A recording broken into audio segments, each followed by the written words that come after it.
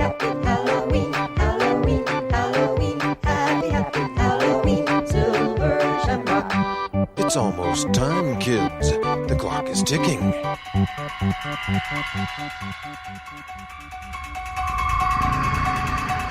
boogeyman is coming. He's gonna get you. He's gonna get you. He's gonna get you. He's gonna get you. He's gonna get you. He's gonna get you. Welcome to the now playing Halloween retrospective series, Only trying to give America a good show. hosted by Stuart I spent 8 years trying to reach him, and then another 7 trying to keep him locked up. Arnie, I prayed that he would burn in hell, but in my heart I knew that hell would not have him. and Brock. One must remember not to be fooled by his calm, unassuming facade. You know, it's Halloween. I guess everyone's entitled to one good scare, huh? At nowplayingpodcast.com, you can find reviews of every installment in the Halloween movie series. These eyes will deceive you. A warning, these conversations will be spoiler-filled, and as the movies are R-rated, there may be some objectionable language. Every other word you say is either hell or shit or damn. Listener discretion is advised. Trick or treat, motherfucker. Today we're talking about Halloween Kills, starring Jamie Lee Curtis, Judy Greer, Andy Matichek, Will Patton, Anthony Michael Hall, directed by David Gordon Green. This is Brock, co-host of Now Playing. Silver Shamrock. And this is Arnie. And in case you guys haven't heard, evil dies tonight. I mean, I don't know if you got that line from this movie, but evil dies tonight. I just want to make sure it's really clear that evil dies tonight. But the funny thing is, I thought he was going to die 3 years ago. I thought the movie we got in 2018, go listen to that show. We didn't know they were planning a trilogy. David Gordon Green has now let it out of the bag that it was always his design to keep this thing going over 3 films. And so he won't die tonight in this film. He didn't die last time. I guess Halloween Ends. We'll see if they're truthful or not. You gotta like that they closed the last one where it felt definitive, where if it had tanked and they never got the green light on the next 2, then we weren't left hanging, but they had ideas in mind. Yeah, but when they say they planned a trilogy, did they have the idea that it could be, or did they actually sit down and have story beats for each 3 movies? Because when you say you plan a trilogy, I'm thinking you have definite ideas, like kind of like Ted Lasso has 3 seasons. Oh, I think they do. I think it's clear in this movie. Like, people that were walk-ons that didn't seem to matter last time are like major characters. Well, we have somebody joining us who can probably answer all of these questions. Now playing associate producer and the guy who has Haddonfield's key to the city, Jason. Jason, what happened here? Well, first of all, let me say thank you so much for having me back, guys. I really appreciate it. Sure. So let's talk about the road to Halloween Kills real quick. And you mentioned the trilogy idea. I don't know how many people remember, but I remember I went back and kind of verified. In the summer of 2018, Danny McBride, who co-wrote this film and the last one, had said that they had thought about doing 2018's Halloween and its sequel back-to-back. Mm-hmm. So they hadn't even been talking about a trilogy at that point. But as soon as the movie opened and it made a bundle, that's when they were like, yes, we got Halloween Kills coming out 2020, Halloween Ends is coming out in 2021. That announcement actually came the following summer. That came in July 2019, right before they started production on the sequel. And they were supposed to film them back-to-back, but didn't. They said the schedule was too hectic. They just announced yesterday that the script for 3 is done, quote-unquote, and has gone to John Carpenter for feedback. So it's not like they had the script for 2 and 3 ready to even film 2 and 3 back-to-back in 2019. This is what I'm talking about. The next movie is not in the can right now. I assumed it was sitting on a shelf somewhere. No, they have to go ahead and start production on that. I think it starts next year, early next year. I thought they have a release date of next Halloween. Oh, they do. Oh. They do. They can turn it around. Yeah, if they've got the script now, I mean, if they're really ready to roll, they can get it out in a year. They do a Purge movie in far less time. Scream did that for its 3 movies. But this was all shot in 2019, which I find so strange because I'm looking at so many real-world parallels in this and saying, oh, they're commenting on January 6th. Oh, they're commenting on COVID. Oh, this was filmed 2 years ago. No, they're predicting where we were going. They knew what we didn't. Actually, that's what's interesting. Well, the one thing that they did not predict, obviously, was the pandemic. And we had expected this movie to come out last fall. It wasn't until July of last year, July 8th, where they said Halloween Kills would be delayed to 2021. Yeah, everything else was moving like a month, 3 months, really optimistic. Halloween was like punting. We know something's up. We're not coming out for a year. Well, you can't put the movie out at any other time of the year unless you're Halloween Resurrection and you put it in July, which never made any sense. Neither did that movie. When the movie was delayed, they released a statement that had David Gordon Green and John Carpenter's names on it. And it said that Universal had agreed to do an IMAX presentation of the film. Now, did you guys see any IMAX Halloween Kills screenings in your towns? Because I did not. I tried, but no, there were none available. And I looked like surrounding towns. Like, nope, they did not have it it was all James Bond. I saw this in a super DLX theater, Dolby Atmos, but I didn't look for IMAX because I knew it wasn't filmed in IMAX. So I was happy with just the big screen and the big audio of the Super D at Marcus Cinemas, because I guess Marcus doesn't do IMAX. But then it's also out on Peacock Plus, so why go to a theater at all? Well, that's what I did. I looked at my local theater and saw that nobody had been pre-ordering tickets for the Thursday or Friday shows. And so I know, like last time we talked about Halloween in 2018, a big issue for me was how much I enjoyed being in a full theater watching a Halloween movie. I was definitely in the right aspect for it. But why go sit in an empty theater with great sound when I have a 65-inch screen here with a pretty good sound bar? I watched it with my wife here on my couch on Peacock Plus. Sound bar, Atmos, all the same. All the same stuff. All the same stuff. I almost did the same thing, Brock, because I looked and there were like 7 seats sold for this 200-seat theater where I saw it. And then I guess the Halloween audience just doesn't buy tickets in advance because this theater was pretty full, and much scarier than Michael Myers on screen was the guy sitting literally 1 seat away from me, no mask on, hacking up a lung. I swear this movie gave me COVID. I'm going to be so pissed. But then I did watch it again because I like to take notes and have a regular viewing experience. I had that at the theater, took my notes and everything, thanks to Peacock Plus. It is just Peacock, people. I know everything else is Plus, but I think Oh, is it?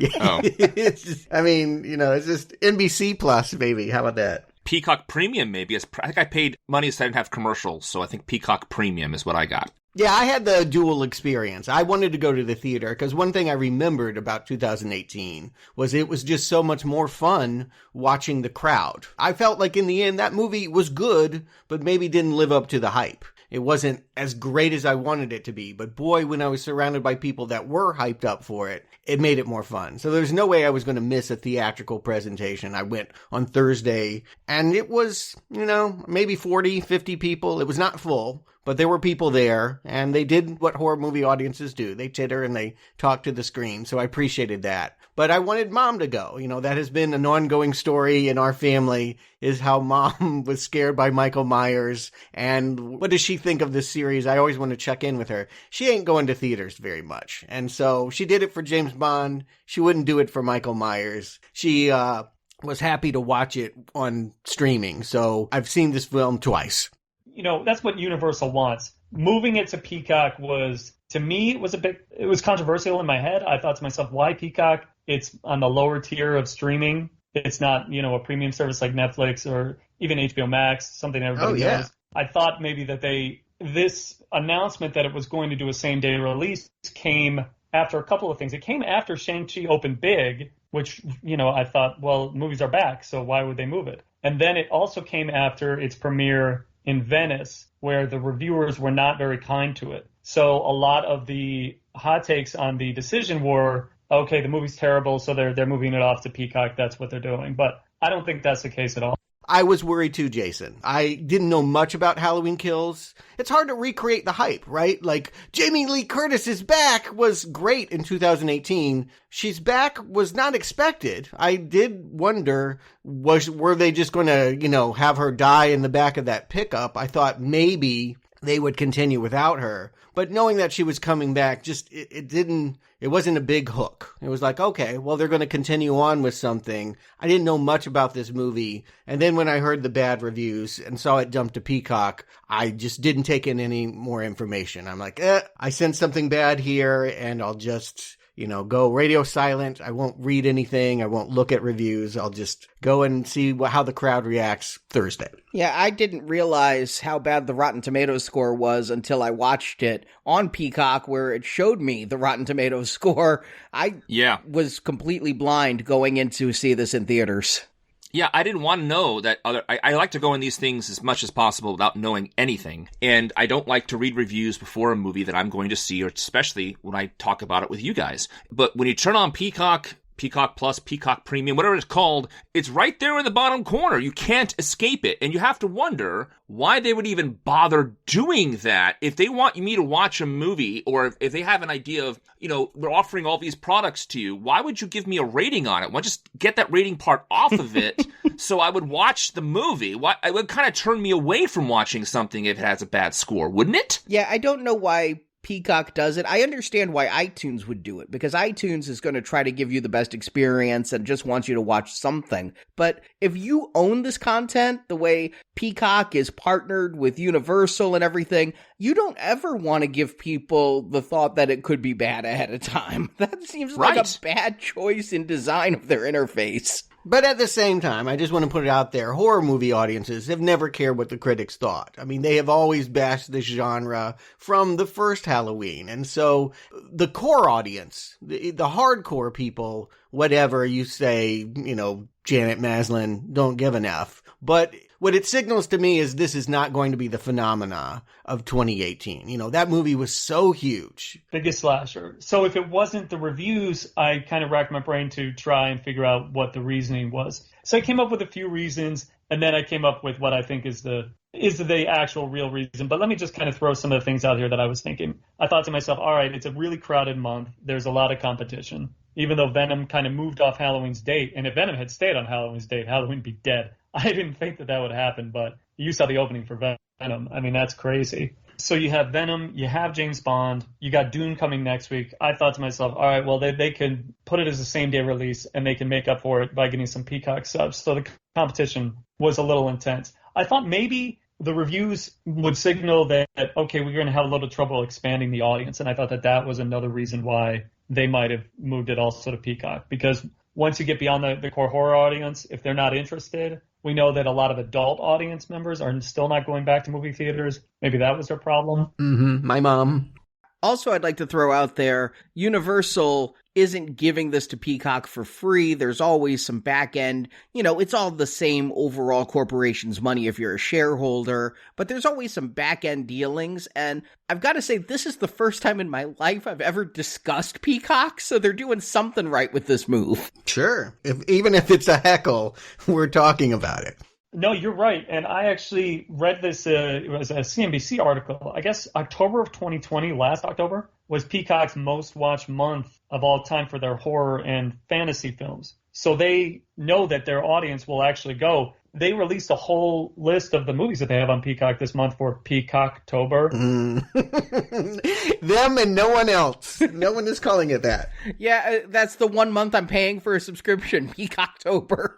Yeah, me too. I'm going to probably cancel my subscription. Yeah, I'm going to probably cancel it right after this recording. We're finished recording. Yeah, exactly. The Peacock people don't want to hear us say that, but what they're really banking on is getting more subs. They have 54 million signups, but that doesn't mean that those are paid subscriptions. Now, I'm always interested in that kind of thing about, which streaming services are on top, which ones have the most subscribers. Netflix has 209 million. It's a very big deal. I think that for Universal to try and grow Peacock, doing this was the same move as moving all of the Warner Brothers movies to HBO Max same-day release. Mm-hmm. Jason, based on what you just said, it'd be interesting to see how many people do exactly what Arnie and I are saying we're going to be doing, is canceling. We got this subscription service for this movie. We're not going to stick around. And the next time I subscribe to it will be in next year when the sequel comes out. And it costs less to pay for a month of Peacock than I paid for my movie ticket. That's true. And we'll know a little bit more about Peacock. October 28th, the CNBC article said, is when they are going to release their quarterly results. So maybe we'll see the impact of the subscriptions in those results, or maybe we'll have to wait till the Q4 ones to see. Then you look over to the next quarter to see how many people dropped off after they got done watching Halloween Kills. But the theater's experience is not dead. This is not going to make the 80 million opening that Halloween had in 2018. But I'm hearing 50. I mean, I'm hearing that it's going to do very well. Like, don't worry, this is not a flop. They will have seed money for the next one. That's a really big success, and they should be pleased with that. You know, it's a small picture. It only costs $20 million to make. They will make their money back. And if they grow the subs on Peacock, that's what the shareholders care about. So that's a win for them. Well, Jason, thanks for bringing us that information. I know you had followed this obsessively since the last movie came out, and we appreciate you bringing us up to speed. I know I read the wiki article, but you had a lot more knowledge than it. So I take it that you give this a recommend. I do give it a strong recommend. I've been having discussions with people in the Facebook group about it. I can't wait to hear what you guys have to think. So please take it away. Well, Arnie, I think that's your cue to give the plot, and we can get into Halloween Kills. We pick up right after the first film, Halloween Night 2018.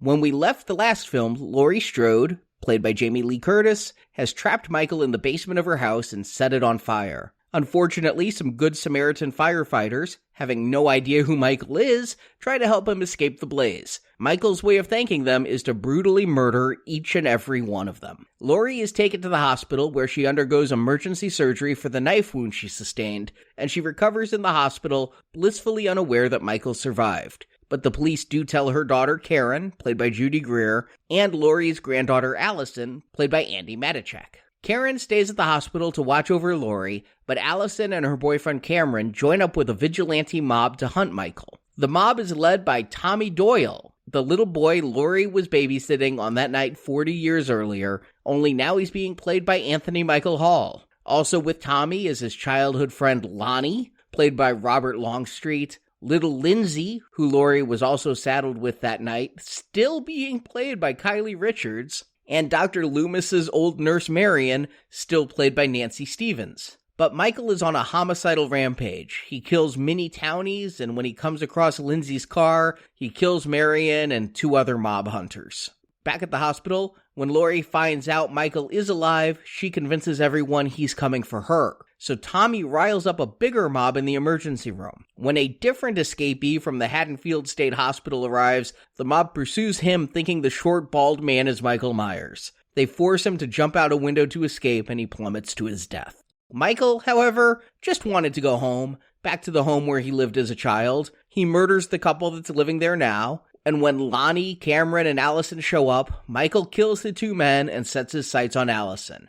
Karen went out in search of her daughter, who was at Michael's house being strangled by the killer, and Karen stabs Michael in the back with a pitchfork and leads him out into the streets where the mob is waiting, with guns, bats, and every type of melee weapon. But despite all their blows, they can't stop Michael. Tommy is killed, as is every other member of the mob. Laurie says Michael is something other than human, and he gets stronger with each kill. And he has a lot of kills in this movie, including murdering Karen, as credits roll.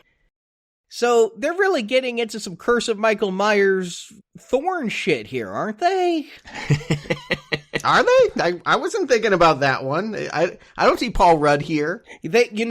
Anthony Michael Hall said he got a call from Paul Rudd, and Paul Rudd's like, I'm good with you taking over the character, make it your own. And Anthony Michael Hall was like, thanks, don't really need your blessing, though. I'm gonna do my thing. No, this wasn't your role. I heard that the producers went to Paul Rudd and said, do you want the part? And he was doing Ghostbusters or something like that and couldn't do it. And then they all agreed that maybe, I think I read this on Wikipedia, that he'd be distracting to be there because he's Paul Rudd. He'd also be distracted to be there because they're completely wiping out all the middle installments, and he was in the Curse of Michael Myers. Right, yeah. We don't want any linkage to that one, for sure. I don't see them bringing back little Jamie as Laurie's other daughter. Yeah, but as we all know, they link to other Halloween movies that are not technically in canon anymore in this movie. Only as jokes, winking aside. There is that kind of nod, but there is a little bit of Halloween 2 footage here in some of the flashbacks also. Oh, there is? I did not know that. But yeah, you speak of flashbacks, that's how we're going to begin here. It's weird, though. We don't start in the past. We start in the present, then go to the past, then come back to the present, which I don't know why. Well, I think it's to get my audience tittering. I mentioned that they were vocal. One of the loudest reactions is the opening shot of a boy in drag on his phone trying to call his girlfriend. They didn't remember the whole gender swap Bonnie and Clyde thing. I don't think they remembered this character, Cameron Elam, but it tells me a few things. One, it's more of the same night. This is not taking place on the Halloween a year later. I mean, this guy just got dumped at the dance, and he's trying to call his friend that was just impaled on a fence, and he's walking up to a cop who we saw got stabbed by Dr. Sartain. Right. But I also took it to be, Stuart, that they're not going to get to killing right away, and so they want to give the audience something to see first, and then they're going to go into a whole bunch of plot and exposition and background. We're going to jump into that flashback. So this was a quick way to get people invested quickly with, like, you know, a bloody corpse and things like that, and then get into a little bit of backstory and plotting for the rest of the movie. I also think this movie is about guilt, and starting with Hawkins, who was a character Will Patton was in the last movie, but someone I didn't pay attention to. Like the fact that it's going to be his memory of Halloween night, 1978, and what he did and didn't do colors this one particularly. It is so interesting to me how they interweave newly shot footage from quote-unquote 1978 in with actual footage of the original and do it in a seamless way. I read that they had to really work to digitally add enough grain to the new stuff to make it fit the old stuff, and they do great with this. Yeah, I made a comment to my wife, who watched it with me, that it's amazing they have all this footage from 1978 from the cutting room floor that they're able to use. And my point of me saying that was, it looks really good. You can barely tell that it was not shot in 1978, especially with the actors and their haircuts and things like that. They did a really great job of throwing back. Bravo to the filmmakers there. I actually did that. I did the whole canon retrospective at this point. I went back and watched Halloween 1978. So I remember Lonnie Elam. They got a kid that really looks a lot like he's dressed in the same way. And like when we have this moment where he's wandering around being bullied, like that's another theme of this movie is that people that we associate with, he was the one that was pushing Tommy Doyle around and making him break his pumpkin before he could carve it. They're gonna get you. Now he is being bullied by the twins from The Shining and Chucky. Like that, like, they're called the Mulaney children, but clearly dressed to look like other slasher horror characters. Yeah, the same weekend the Chucky series comes out, too. Kind of interesting there. And I did the same thing as you, Stuart. I rewatched the original Halloween, the 2018 Halloween. I'm really glad I rewatched the 2018 Halloween. I think anybody who comes into this one without good memory of that one will feel a little lost in the characters. And what they're setting up here, like you say, is Hawkins and Michael. They're not going to set up the characters we're going to be primarily focusing on. Except for Lonnie. Just to put it bluntly, 2018 told us it was Jamie Lee Curtis versus Michael Myers. And this movie says there's a whole town here. There's all of these other people we need to consider. And that's mind expanding. You really do need to go back and look at what we thought were background characters. And so Lonnie sees Michael basically going home. He has the purview, if he thought about it, and he will 40 years later, understanding the methods of Michael. He could have been killed by this guy, but Michael was too busy getting away from the cops and heading home to the Myers house. Which is where he would find Hawkins and another cop. And I watched these in order. I had not have time to go back to the first one. Stuart, maybe you can answer how much of this was in the first movie. I mean, Michael Myers did not kill that cop or take him hostage in the first movie. Michael Myers never moved that fast in the first movie. So this is all newly shot stuff with the cop shooting the other cop in the neck by accident trying to hit Michael. Correct. In fact, I don't even see Hawkins in the 1978 movie. Like, maybe he's there, but I don't see him. Like, he's not important. This has been inserted so that we can now, again, I mean, that first movie was so underpopulated. We talked about how there didn't even seem to be trick-or-treaters. I'm like, who are these kids out on the street? Because nobody was in that Carpenter movie. Now we're seeing all the people that we didn't. It was so minimalist in 78. And now this feels like an ensemble. What about Loomis shouting up the stairs, "Did Michael kill again?" That felt like it was in the first movie. No, and the joy of it. Now, if you remember, the first movie ends not even at the Myers house. It's Right. at the house where Laurie is babysitting. So, Right. like, this, we didn't see this. If you think about the first movie. Okay. So this is all after the first movie then. After he left Laurie's house, he went home. If we're not counting the original Halloween 2, Michael falls out the window, Donald Pleasance unloads his pistol and then says it was the boogeyman, and then we jump to a 2018 movie where he's incarcerated. What happened? This movie is going to tell you how they got him locked up. Okay. I thought that was still middle of the night before he got to Laurie that we were seeing. Okay, thank you for clearing that up for me. Did they actually do like a Grand Moff Tarkin or Jeff Bridges Tron or something that way with Loomis? Because he looked a little off. I thought it was a computer generated or some other actor was on set and they put Donald Pleasance's face on there. I read a little bit about this, and that is somebody who looks like him with practical makeup. They didn't CGI, they didn't Grand Moff Tarkin him, but I guess he looked close enough that with the right makeup effects, I was confused. And the fact that I thought it might be archival footage, again, because of the grain, and I had just rewatched Halloween 1, but I didn't watch the TV cut. I know there are a lot of scenes that were filmed for Halloween 1 later and things, so it's a very brief shot of him in close-up. There's another shot of him in the background where I'm like, okay, that's not Donald Pleasance. But that close-up shot was good enough to fool me. I think it's pretty seamless. They have another actor credited as him, and then they have another actor doing the voice. So I think it's a tag team. I think someone could do the impression, and someone's like, I look like him. This movie really surprises me in lots of ways, but starting right here with the fact that we've gone back to 1978, this is the moment that they catch Michael, but it's really not about Michael. This scene is actually more about what's been haunting Hawkins all of this time. He claims that Michael was the problem, but the truth of the matter is, he was the one that killed his partner. He was green and experienced, maybe not a crack shot. Michael was choking McCabe right by Judith's window, and he took the shot and ended up killing the guy. Now, maybe the guy would have been choked and dead if he did nothing. I don't know what the proper response is, but it's interesting that Michael is secondary to the real pain for Hawkins this night. You said maybe a bad shot. He shot after Michael when Michael went down the stairs and couldn't hit him at all. Now, obviously, in the moment, maybe he was shaking and he couldn't get a good shot off, but he got no good shots off at all. I thought he was the worst shot. But yeah, I liked that he tried to kill Michael like you see in all these movies. You try to kill the person behind. What I didn't like about this scene was how long this flashback was and why am I spending so much time here?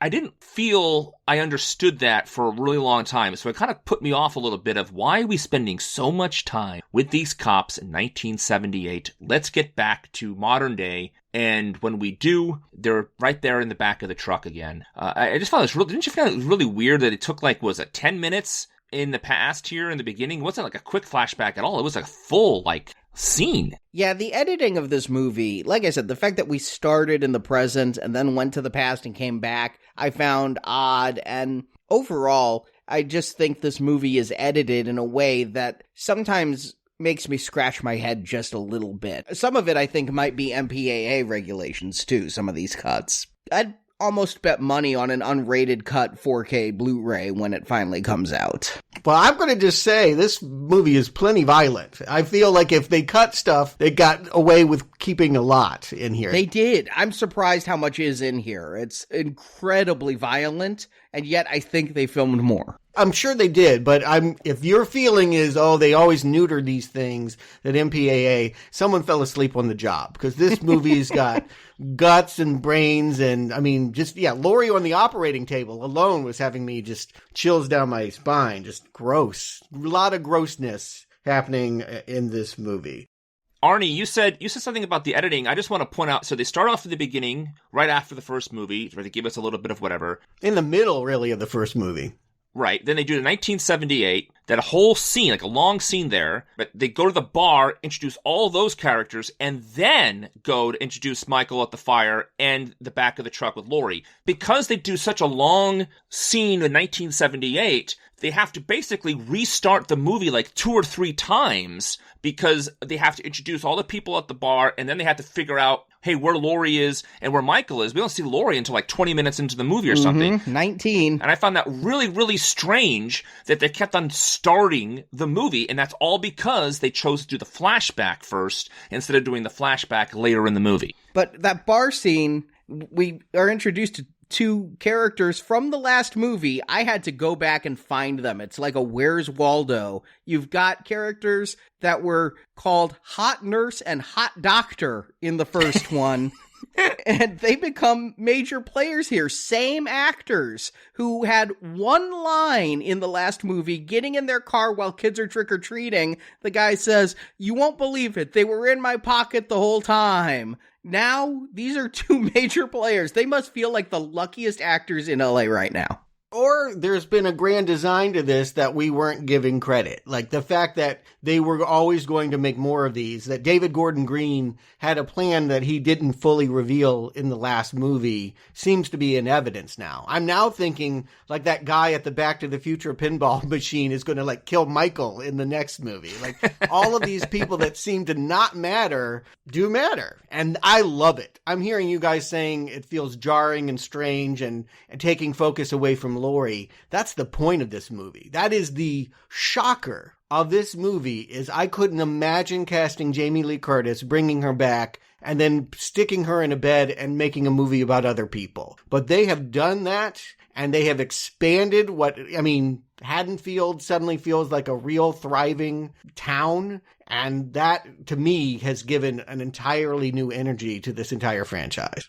I'd like it if it were done a little bit better in my mind. I honestly, in the back of my mind while watching this the first time, I'm like, has Jamie Lee Curtis had anything else come out that might have conflicted with her shooting schedule here? When we're in the bar, the fact that if you don't remember the doctor and the nurse from the last movie, it's not going to hurt anything. It's just a nice Easter egg and a nice bit of continuity that they are back, but they can be introduced here as totally new characters. But that Tommy and Lonnie and Lindsay and Miriam, none of them ever left Haddonfield, and Anthony Michael Hall is going to give on stage and give this, it's a talent night, so of course what you want to do is give a dramatic reading of the most traumatic events of your life, and not even with a bongo to make it beat poetry, is very, very clumsy to me. No, it's brilliant. No, it's not. It's brilliant. This scene... You're telling a story to people in the bar who all remember it. Why is that brilliant? Wow. Who cared about Tommy? And Anthony Michael Hall, who cared about him since Breakfast Club? And he comes roaring into this movie. Obviously, you didn't watch every episode of The Dead Zone during our Stephen King retrospective like I did. I did. You took that bullet. And in The Dark Knight. He was in The Dark Knight. I mean, come on, Brock. Yeah, he was in there. Did I care? No, I did not. But yes, it's such a joy to see him. And yes, I'm getting the feels. When I hear him telling the story, you're right. These are all these people that should have gone on with their lives. It was 40 years ago. Move on. Get out of Haddonfield. This movie is about being stuck in depression and anxiety, PTSD. These are all characters that can't move on. These are all characters that are telling the same story. The bartender even says that. Every Halloween, crying in their beer, here they come. They can't let it go. It's helpful, of course, because it's also telling audiences that maybe didn't see the previous movies what's going on. But I also just think it's a great way to introduce all these characters we forgot about or never paid attention to. I agree with you on that aspect. My wife had not watched the 2018 movie with me before she watched this one. That was very helpful in that sense. It also ties in the fact that the only person we were told in the last movie that is still obsessed with Michael Myers is Laurie Strode, and she turned all Sarah Connor and ruined her daughter's life, quote unquote, and her daughter was taken away from her from social services because this woman is crazy. And then we find out the rest of the town hasn't moved on as well and haven't gone to the extent that Laurie did, but still have this post-traumatic stress disorder that she did as well, but to a different level. So it does catch us all up there. All of that is true. It just felt very exposition-y to me, the way he did it. And so it was very, very labored and hard and like, hey, everybody, look who's here from the original movie. Like that kind of stuff. and that they cut to flashes of them from the original movie to be like, in case you have no idea what we're talking about, if you remember the 78 film, here's what this kid looked like. But they wouldn't. You would not have remembered, you couldn't possibly recognize Lindsay. There's no way to recognize that 6-year-old girl as that middle-aged woman sitting in a bar. They would have to do that. No, that's true. And apparently she is like a Beverly Hills housewife or something. She married a Hilton. She's on the Real Housewives of Beverly Hills. And Stuart, though, before they were introduced proper, the Marion woman and Lindsay was sitting there at the thing, and I turned to my wife and said, I bet you those are the two people from the original movie. Because it looks so obvious the way it was shot. So I have, that meta knowledge that these sort of things happen. I did not know the guy behind the bar who had the photograph of the other guy with Old Hickory, the baseball bat. I forgot that character. Brian. I think that's David Gordon Green just liking local color and just working in locals. Feels like naturalistic non-actors into this town. I don't understand why they got the original Lindsay, but felt like they had to do Anthony Michael Hall for Tommy. You don't get that? Because Anthony Michael Hall... All right, actually, I get it. What I don't get is why you don't just recast Lindsay also. She's fine. She's been on camera. She looks good, and she can act in the scenes that she's given. So you get people that can dramatically pull this off. And what I want to stress here is the reason why it doesn't feel like a data dump exposition is Anthony Michael Hall is really good. Oof. Like, really good in this. Cannot disagree more. I think you and I are seeing different movies here. I think this is an exposition data dump that is delivered really poorly, and I like adult Anthony Michael Hall in the stuff I've seen him in, but in this movie, I think, is just off the page. I don't know exactly what he's doing. I honestly blame the page for why he's not doing well at this opening data dump. I think that the words he's given, I don't know that anybody could have delivered them in a way that didn't feel just overly cheesy and, hey, remember me, audience? But the rest of the movie, I don't buy his obsession. I feel bad, again, with the dialogue he's given. If I took a shot for every time he says evil dies tonight, I think I wouldn't be here for this podcast today. I'd be in the hospital for alcohol poisoning. I just really do not like him or his character in this.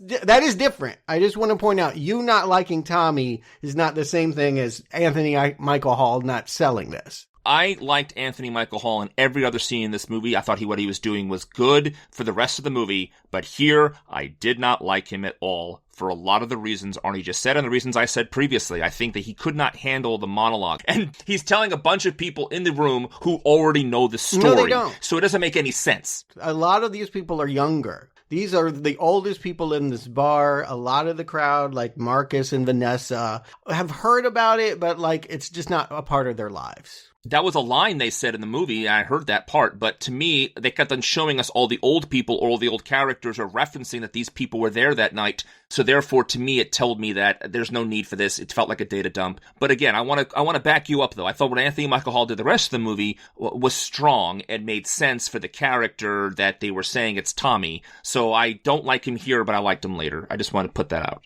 And to your point, Stuart, where you say they're making a whole town, I think that they focus so much on the 1978 characters. Yes, they focus on characters other than Lori, but they're focusing on Tommy and Lonnie and Lindsay. And so I don't feel like the rest of the town comes into play except for an enormous body count, an absolutely enormous body count. Any new characters that are here to die. I don't know how you can say the rest of the town doesn't come into it, but I just want to say, to finish up with Anthony Michael Hall, it's not easy to do Trump. It's pretty obvious that what he is being asked to do, even in this speech, he has a very Trumpian line where he says, evil is not going to get us because we will never succumb to fear. I remember Trump stump speeches about never succumbing and, we'll always be winning and all of that stuff. They are clearly wanting to get at our times. This is the Trumpian figure. But you throw Trump in a movie, and typically that's like a grenade. That's going to polarize people. They're going to be going into their political camps. They're either going to be virtue signaling or they're going to be turned off. And here, I think they've taken what's sympathetic about Trump and what he really represents to blue-collar people, and that is grievance. We've been wronged. We've been forgotten. We will come back better. And I think he's very sincere in that pain. Really, I did not see Trump in his performance, and I think you'll have to explain that to me as we go through where you see Trump. I don't see Trump in Anthony Michael Hall's performance, but I absolutely see the Trump kind of influence and all that kind of stuff he was talking about all over the movie. Yes. But I did not see that in Anthony Michael Hall here. I guess Stuart's trying to say is he is the catalyst for getting people to try to get motivation to do these actions later on. He's kind of stirring a pot. Maybe that's what you mean by that. But yeah, absolutely right. The mentality issues and the all that kind of stuff is definitely here throughout the movie with the townies, and I'm looking forward to talking about that. There were mob mentalities long before there was Trump. Agreed. But this movie is about our times right now. And in fact, you see Vanessa talking about how her husband needs to go into work and fuck up her boss and hit him in the face. And you can just feel all of that anger. It's not just Trumpian anger. It's not just like stop the steal and all of that. It's like also get Harvey Weinstein and Me Too. Like we're just living in an age where people are going to go get them. And you can feel it in this scene and you can hear the sincerity of him. What the compliment to Anthony Michael Hall is he's not doing an impersonation of Trump. He's not putting on bad hair and doing mannerisms and acting like that caricature. He is taking what we know Trump, really tapped into and expressing it to Haddonfield. And I think he does it well. My only complaint is that I wish we had more of him in the movie. He will start the ball rolling. In fact, the credit scene has been those classic pumpkins spewing fire now. There's a whole lot more of them representing all these town people, and they're all going to be spewing fire and spitting blood. And then, yes, we do get to Lori, and you had speculated, Stuart, she might not survive that stab wound. She has the fastest surgical recovery in history. Having had arm surgery, I was in bed for a couple of days this year. She's going to have, her entire guts opened and sewn up, and she's going to be talking and lucid. She's not on morphine at all. No, I mean, I actually feel like it is another surprise of this movie that she really doesn't get out of bed. Yeah, she gets up to stick her ass with a pain shot. But my prediction was she was going to go out there leading the mob. And in fact, I would say they give more consideration to her injuries and the fact that, she's really not able to move. She will largely be bedbound for this film. And the focus will be on other people. A surprise. And I also thought what Arnie thought about her scheduling. I know, Arnie, you mentioned the end of the last podcast we did that everyone had assigned multi-picture deals, which is why I think all these other actors are here. Maybe everybody had that in their contract, Arnie. Including the two people going to the car. Exactly. Maybe they did. But my point was maybe Jamie only had a week because it's very Halloween 2 to keep her in the hospital the whole time. I just thought it was really weird that she didn't get out and fight. But by the end of the movie, you could see they had a different agenda for her. But while watching the movie, I was just curious why the hell she's still in bed the whole time. That's to me the big twist, mind blown, is the fact that they told us with the last movie, this is about Lori versus Michael. That's what matters. This is the showdown. And this is the movie to say, Lori's not that important. She was just a bystander. In her traumatized mind, she's the focus of all his rage. But who Michael is and what he really wants has nothing to do with her. That is mind-blown amazing. And I think the reason why she's in bed and forgotten is because they're sending that signal for the first time. Believe me, it's not easy for me to hear that message either. Jamie Lee Curtis has been a large reason why I felt Halloween is a better slasher than most. But yeah, I was really impressed that they took that risk. And we're going to go kill 11 firemen instead. Wow, that scene when they kill the firemen are just doing their job, pulling them out of the fire. And wow, I'd never seen murders with a fireman's axe like that before.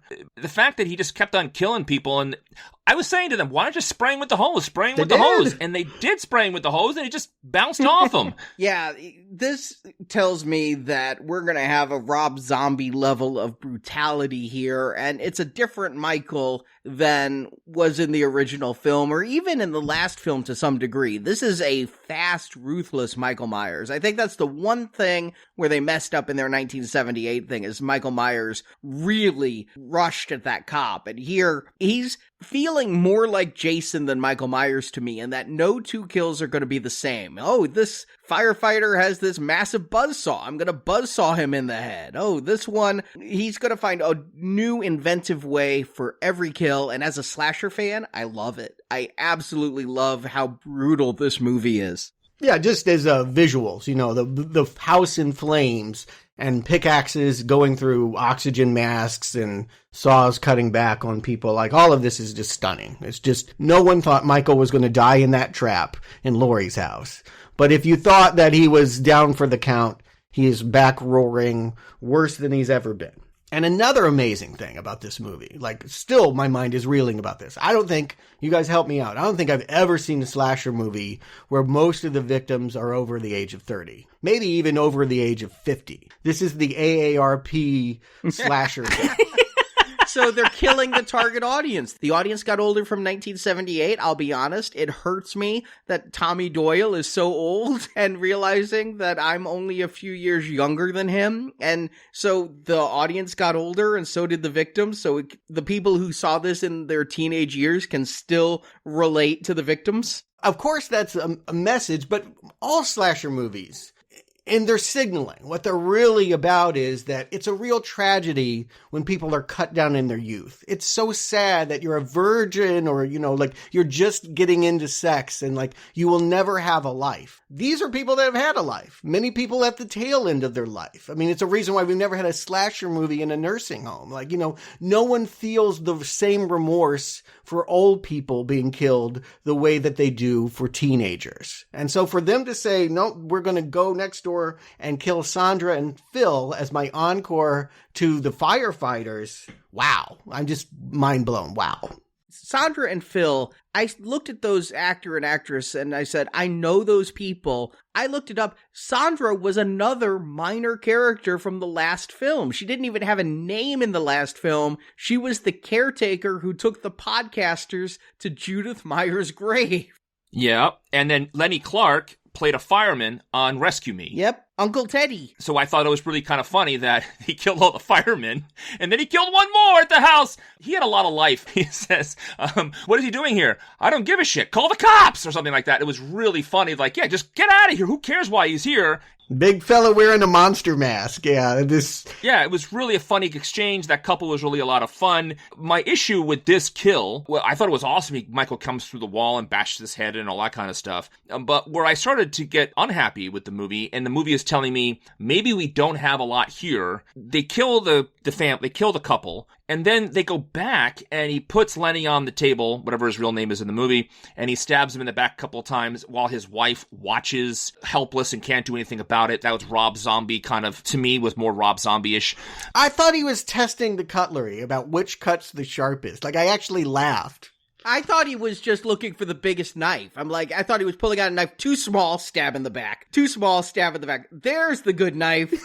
I agree with you. This one has good texture. I agree with you exactly what he was doing with that and why he was doing it. But the way it was portrayed on screen, that the wife had to watch, it was kind of torture for her, and then she was dying and bleeding out and all that kind of stuff. The fact that they lingered there so long, in my mind, told me that they don't have a lot here for us in this movie. Wow. I just didn't see why you had to linger here for this gore. This gore wasn't necessary at this point in time. And they do go gory much worse later, and they seem to linger. Where I talk about Rob Zombie kind of lingered unnecessarily. You got your point across. I didn't see the reason they had to do that here, and I saw it as a signal of weak script. I'm going to just stop you right there and say I'm shocked, because I feel like this Halloween movie is bigger and more expansive than anyone we've ever seen before. It's got more on its plate than certainly the original movie or anything that's come before. Like this, there's so many ideas going on. And I think we linger on this scene because it's brutal. And because we've never seen anything like, yeah, this woman comes at him, gets a knife. He grabs that fluorescent tube and goes at her neck. Wow. I mean, wow, this scene. I agree with you completely, Stuart, except I also agree with Brock in that this is just here for gore's sake and body count. These murders are pointless in story reasons. They're great in base gratification of a slasher reason. Yes. What movie do you want? Like, do you want an elevated horror movie where Michael goes and writes his American novel? Like, yes, he goes and kills people. No, but I can't argue when Brock says that this isn't strengthening the story. He's right. It's not strengthening the story, but it's really fun deaths, and I'm enjoying them. It's strengthening the idea that it's not about Laurie. And it's strengthening the idea that it's not about even necessarily, although I'm not sure. Again, I do think it is about Judith. I do think that Sartain was right about something and that there's something we don't know yet. We'll get there when we get to the climax, but there's something we don't know about Michael's motives they're going to reveal to us. And that's really exciting to think about. But like the fact that he could take time to kill these old people is definitely a milestone in the slasher genre. Like never seen so many gray hairs go down as I do in this movie. And that's amazing. I did wonder if he sought out Sandra specifically because Sandra took the podcasters to the grave last time. And like he was still holding a grudge about taking the podcasters to Judith's grave. I also want to just compliment, David Gordon Green is on the script as well, and Danny McBride. Like, we were like, why would these goofy people be, like, their goofiness is actually fun when we get the repartee. Right before this death scene, he's, saying to Sandra, your mother must be using my sleep apnea mask because it smells like cigarettes. Like, this is just fun local color stuff. This is just like enjoyable. I like these characters because of these little bits. We only have seconds with them, but I like them so much more than anybody that's ever been at a summer camp in a Friday the 13th movie or in most slasher films. Like they know how to give you enough details to make you smile and win you over. I'll put them right there with Demon and his burritos. No, come on. They're better. Yes, Demon's its own thing, but by and large, all these characters have more life to them. And this movie, it's very important that we care about people. They're not just bowling pins to be knocked down. This is about a town. And Arnie, you were saying that, like, why would Tommy crash this talent show? But, like, when the ventriloquist comes on, it's time for everyone to go home. Like this. Hey, that ventriloquist, I've briefly thought his puppet was Walter. If you've ever seen Jeff Dunham, the jokes felt like Walter. The puppet looked like Walter. All right, yeah. Time to go home. It comes across the news and people's cell phones. That bus crash we saw yesterday, it did have Michael in it. He's out on the loose. And yeah, we suddenly have what looks like the next death. Vanessa being told by her husband, I got to go get my stethoscope, go sit in the car. And someone's in the backseat, but it's not Michael. Go look. Hell no! That was another funny line. Yeah. It clearly wasn't going to be Michael because it's not Michael's MO. I didn't know who it was, but I knew it wasn't going to be Michael in that car. Even though, yes, the way she's dressed in that slutty nurse outfit, because, that's what you do at Halloween is find anything, put the adjective slutty before it, and that's a woman's outfit. But the way she's dressed, everything feels like she would be Michael's next victim. I knew that wasn't going to be Michael in the trunk. I had no idea that we'd be seeing a rendition of Twins in this movie where everybody thinks Danny DeVito's Arnold Schwarzenegger, but... I don't think he's that short, but yeah, he was in the original movie, if you remember that chessboard courtyard. He had the umbrella. Yeah, right. And they even kind of tip you off on that. Like when he turns on the car radio, they're playing Figaro, which was one of the other crazies was singing in that moment as well. But I did not realize who it was. You're right. We know it can't be Michael, but what the hell is this? Is a nice suspenseful moment when it goes streaking, across the parking lot, nearly running down Tommy Doyle. Eventually, the scene ends with it crashed and we see, oh yeah, that guy, one of the other people from the bus has wandered into town and they're chasing the wrong man. They mentioned it on the TV. They obscure Michael's face when they put Michael's face on the TV, but they show this guy who looks like, reminded me of the guy from, what's his name, David Crosby. That was very clever because you don't ever show Michael's face full on, right? So they set us up for who this guy would be, and they have a lot of time with this guy in this movie too, and it was very interesting they brought this element into it, but it certainly pays off later. If they just had him here and didn't have him come back later, it would have been a complete waste of time. The fact that they set him up here for later also, that scene worked because also it starts stoking the paranoia. It really, Tommy Doyle at least uses him for that purpose. I mean, again, it's part of the theme, like suddenly it's not all about Michael anymore. There's like other people out there. What are they going to do? I wasn't necessarily convinced that he was an innocent, that... Oh, no, he was in that hospital for the criminally insane. I mean, yeah. This guy's a bad guy. Right, yeah. Like, how many other Michaels could there be? Like, how many other people could be killed and then pinned on Michael? How awesome would it be if his name was Jason or Freddy? Just for fun. I'm telling you, that bully from the 78 flashback was Chucky. The red hair, the overalls, everything. I recognized Chucky instantly, but you said something about the other two being other horror icons. Were they anybody? They were twin girls, so I just thought maybe they weren't wearing the dresses, but they... Oh, The Shining? Shining, yeah. Twins are creepy anyway, just to start with, so it's good enough. But then we get introduced to a couple of really fun characters, Big John and Little John. I gotta say, I'm retiring Monster Mash. It's Halloween, Stop, Look, and Listen. I had never heard this song before. I loved it. When he's smoking that joint and dancing around to it, I'm like, yeah, this is how I'm spending my Halloween, people. I'm actually going to do this. Can you send me a video, please? Just FaceTime me a little bit. It's Pete Antel. It's Halloween, Stop, Look, and Listen is what the track's called. I haven't downloaded it yet, but it will be in rotation. There's not enough. You know, you can only play Michael Jackson's Thriller so many times, and so this has got to go to the top. This guy brings a lot of life. Both of these. I know the other guy, of course, from Mad TV. His name is escaping me. It's Michael McDonald, not the singer. But this guy dancing, apparently he's also on TV all over the place too. I don't know this actor. He's in the Danny McBride show, actually. Like Righteous Gemstones. I don't know it, but that's how he got the gig. There you go. These two add so much life to this movie. I love this scene when he's dancing. They make a really fun couple, and the whole thing with the kids coming up with the pranking. It seems like a tangent at this time, but again, they're giving the characters who die, spoiler alert, they're gonna die in a Halloween movie, they give them at least one scene to give us an idea of who they are, why we should like them, and why it's a tragedy when they die. And they set up, of course, that they live at the old Myers house. These two bought the old Myers house and are happy to do that, proud of it. And I love how they try to scare the kids with it. It's lots of fun. Well, the kids get them first. First of all, they probably got a bargain on the real estate. I mean, we saw how that house looked, and the fact that they have to advertise it as the Myers house. And if you're looking for the whole everybody who dies in a horror movie has a reason for being killed, are they being killed for trying to scare kids with a real life murder?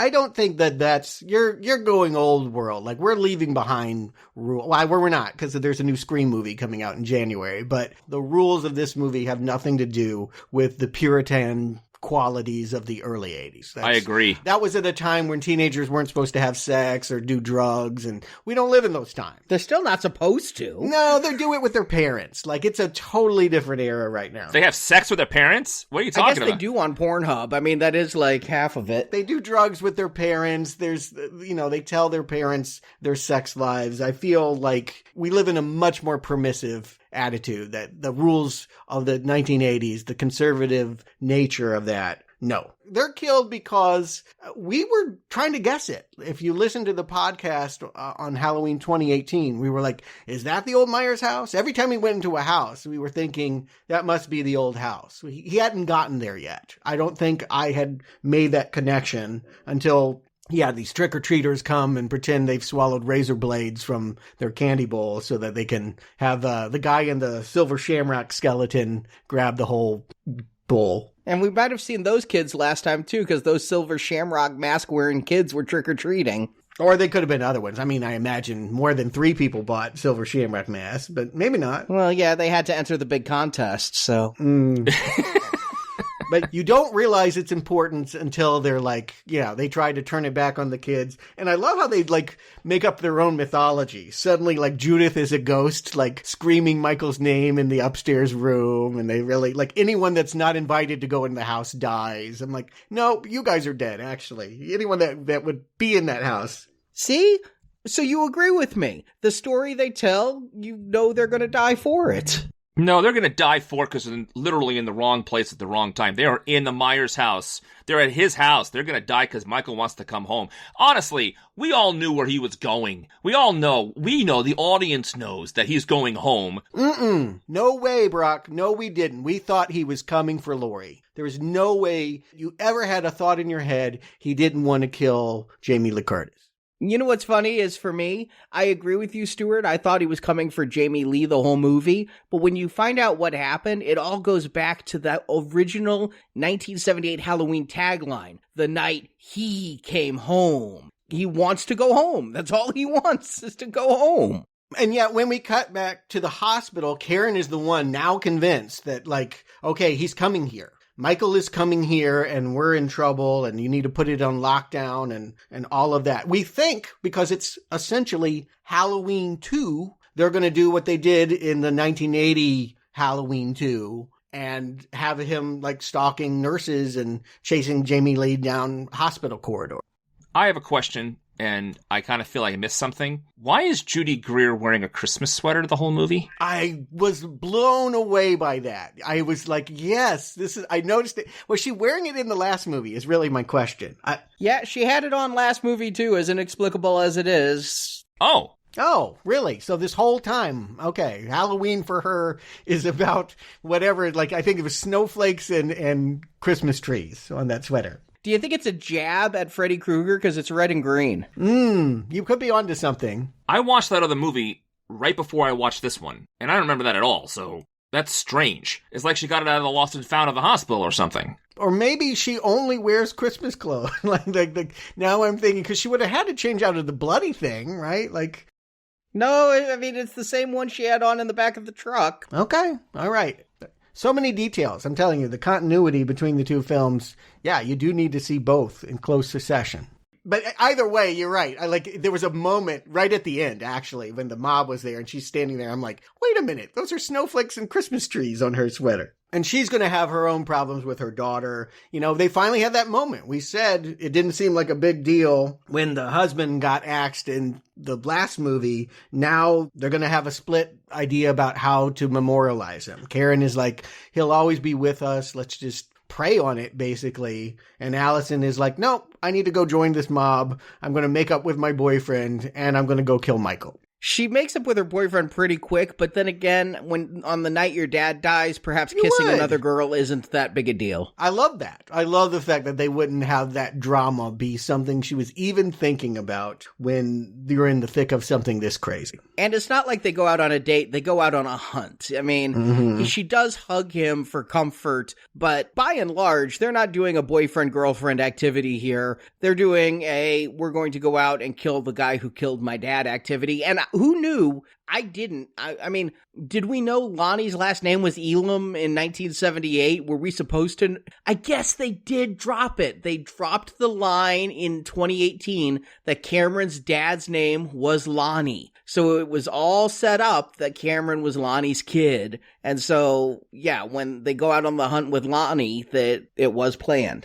Not only that, but like Stan in the last movie was like, oh yeah, Lonnie used to sell me drugs. In this movie, Lonnie's like, no, your father used to give me peyote or whatever. Like they can't agree on which one gave the drugs, but they were both pals. In the past, they were good friends. They also said that Lonnie was, they didn't really portray him in a very positive light in the last movie. Like he was, I couldn't remember exactly how they said it, but he had substance abuse issues, essentially. And that we should be looking at Cameron as also potentially being a drunk or abuser. Yeah. That's it. And so, yeah, we didn't see him last time, and now we do. He is the caretaker from the Haunting of Hill House, and a fun presence here. Doesn't maybe get enough screen time, but yeah, I really like the camaraderie. Again, I'm going to go back to those script details of feeling like there's such a big cast here, but I like every one of them because they're going to do or say one little thing that's going to stick with me.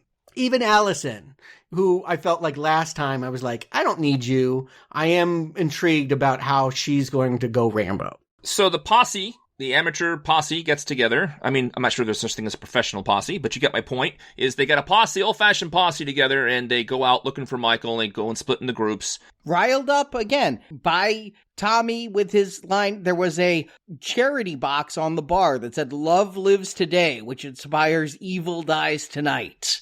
There you go. Playing into their fears, playing into, all of those. I mean, he doesn't have to. Here's the thing. He's not wrong for that. They should be afraid. They do need to take action. I've wanted and wondered what all the adults in a Halloween movie are doing while the teenagers are being stalked. How refreshing that they're here in this film and that they care about their children and that they're going to go out there and get justice. I agree with you that it's refreshing that the parents care about their kids after being at the bar all night, but what I don't like is they basically demonstrate why posses don't get together to hunt a killer. These people are completely underqualified for this, and they die for it. A big issue in this movie is they go out, Michael Myers typically kills people who are doing their own thing, minding their own business, quote unquote. Here, he kills a whole bunch of people who are gunning to get him. I'm not saying he's justifiably killing them. What I am saying is that this is the first horror movie that I can remember in a long time, if any, where a lot of the victims are going after the killer and die for it. So there's kind of like a Dracula kind of thing for it, like the posse together to kill Dracula in those movies, with pitchforks and torches. But on the other hand, you got something going on here like you're asking for it. You're going after this guy and you have no idea what you're going after or how to do it. None of them have automatic weapons. They all carry clubs and knives. If you just had an automatic weapon, you can kill him from far away. It doesn't make any sense. I really did think that with Tommy grabbing that baseball bat. I'm like, get a gun. You saw that night. You were across the street when Loomis shot him 6 times and the guy kept on walking. Yeah, and yet I feel like the tie that I'm having, the movie I'm realizing I'm suddenly in, and it's funny because we were just covering all of these, Home Invasion. Home Invasion is a style of horror movie, but it's always felt different than slasher movies to me because it is about the victims fighting back and losing their moral compass. Like they end up becoming maybe just as bad or at the very least compromised in their attempts to defend their home and protect themselves from evil. And so we're definitely going to see a lot of beats taken from Straw Dogs. That makes sense to me. And the posse getting together to defend their town. They're completely underqualified and undergunned, even though they think they're doing okay. Which is what a posse normally is. But are you saying, again, that these are, what? It's Antifa who does all of the mob rule these days, right? It's not Trumpers other than January 6th, but this was before Jan 6th. Wow, yeah, let's not try and label people. The point is we live at a time where everyone is fighting back, right? We can all agree everyone feels justified in attacking. Right, but if at this point, when Michael Myers kills a whole bunch of people and then he kills a bunch of firemen and first responders, right? Where is the next level of law enforcement posses coming out with, like, where is the next town over's police or their SWAT team or the next level of law enforcement? Why aren't they coming in to hunt him down at this point? Call the National Guard. Well, I'm not sure National Guard can get there fast, but that's what I'm getting at is, like, there are different levels of actual law enforcement who actually do have the guns, the tactical. And so while I understand what we're watching and why we're watching it and all the character stuff we're doing here, what I'm not getting is, if this is 2018, why aren't the next level of law enforcement? Why is the sheriff and the 3 cops in town still handling this themselves? And why is the mob mentality coming in? Well, that's what's interesting is that in the last movie, Sheriff Barker was his name. I don't know if it's for Clive or not, but he was the one like laughing like, oh, you want to shut down Halloween just because Michael Myers is back 40 years later. No, not happening. Now in this movie, you can see him being like, uh-oh, I should have. Like, I really needed to get a handle on this much sooner. And by the time he's actually trying to say, hey, I'm the law, everyone's screaming, well, the system failed. And law doesn't count, and we're the law, and you're not, you're impotent, get out of our way. So, like, he's, again, if you look at this as a trilogy, we haven't seen him done yet. Maybe he is going to pick up that phone and call in the cavalry, next movie. But in this one, it's just for him to realize, I no longer have control of my town. Right. That was clear. I get the mentality of the mob. I get what they're doing, but I just couldn't stop shaking my head like, what are you doing? Like, I don't understand intellectually why these people who all have families and they're all haunted by their past and we'll go get them now. We'll take back our lives. All of that I understand at an intellectual level, but their choices here are just mind-boggling. It's frustrating, and I noticed with my mom watching it, she kept screaming like, this movie's bad. And I'm like, really? Why do you think it's bad? And I realized what she was really saying is, I'm so angry. This movie is frustrating me so much because I'm watching all these people make terrible choices. We're used to that in horror movies, but usually those choices are, premarital sex and drugs and what have you. This is another level of that. They've taken that formula and now we're judging characters for what they're doing for different motivations. And it's really like, I'm not quite spitting fire out of my pumpkin, but I am feeling like, wow, this is inflammatory. And it is just the definition of mob mentality. I mean, this is what they say is you get so riled up in the moment that the choices you make aren't necessarily the smartest choices. Yeah. But let's finish off. We've had some of these classic characters. They get a big scene here. They ride in on a playground, see some kids playing after dark and want to protect them. I love how they make fun of 1978. He just plays peekaboo. Scary. Yeah, I do love those kids. And, they're waiting for their friend. That's where like, oh yeah, that Skull Silver Shamrock ain't coming back. They're waiting for their friend to come back, but they're not scared of no man in white mask. And yeah, this is it's both a fun callback and like an innovation as well. Michael's going to jump on top of the car again and grab the nurse, just like he did in 1978. Only this time he's going to take a huge chunk of hair. I felt so bad for Marion. And, she thinks she has the upper hand. She's got that badass line. Hey, Michael, this is for Dr. Loomis. Click. Should have checked the chamber. She made me laugh. She kept on shooting the glass out like people do in old westerns. Like, knock the glass out with the gun and then shoot. She had the firepower, she thought. And when she gets it, the other guy is in the back seat just watching. No, he's trying to choke him. Eventually, he takes a stethoscope and tries to choke him. But for a good few minutes, he's sitting there like, oh my God, look what's happening. Dude, help her out! But this is the point, Brock. I do agree. It's so frustrating to watch these people not be good at this vigilante thing. You came saying you were a badass. They handed you a gun. You're like, I don't know how to fire it. You hand it to your wife. She ends up shooting herself in the face. Yeah, I know. I mean, you just watch as this old woman gets stabbed in the front seat. Yeah, suddenly you realize you can have all of the anger in the world, but that is not going to translate into being effective at law enforcement. Very true. And so that is, again, the feelings that I'm having here is that these people have, of course, as Michael Myers, he would be formidable for anybody. Even trained professionals probably aren't going to be able to put him down. But yeah, these clowns, they don't have a prayer. I mean, what does Lindsay do? She grabs a bunch of rocks and puts it in a trick-or-treat bag and just starts swinging it at him. I'm like, yeah, ain't going to work. Well, that was pretty inventive, though, and it does whip his head around. It would kill a normal person. Well, okay, fair enough. And at this point, they don't know he's supernatural, theoretically. I think Tommy should, but the rest may not. Yeah. I want to give props to this reality star. I know she started as a kid actor. She did a couple of movies when she was little, and now she's a reality star. I thought she was very convincing in this entire scene. She puts the bricks in the thing, she hits him when she runs away, and when she's scared in the tree. The whole thing, she did great. She really was convincing, and that's like kind of a lower, slower, quieter moment of this movie when she's hiding for her life and Michael creaks on that bridge. That whole sequence was a different kind of sequence than we see the rest of the movie, and I thought that was very cool. It was more of a suspense horror than a slasher horror, and it completely turned my head. I'm like, oh, I got really into that moment of the movie. So bravo to her and the filmmakers for making a quiet moment and a suspenseful moment in this otherwise just slasher movie. And you know what? I think she's coming back because she lives, and I think they wheel her back to the hospital. So there's every reason to believe that she's going to be a part of the third movie. She's seen him. That was the one thing, was that while she was fighting with him, she pulled up the mask. She's seen his face. At the very least, it means she's not going to identify Danny DeVito, as Arnie pointed out.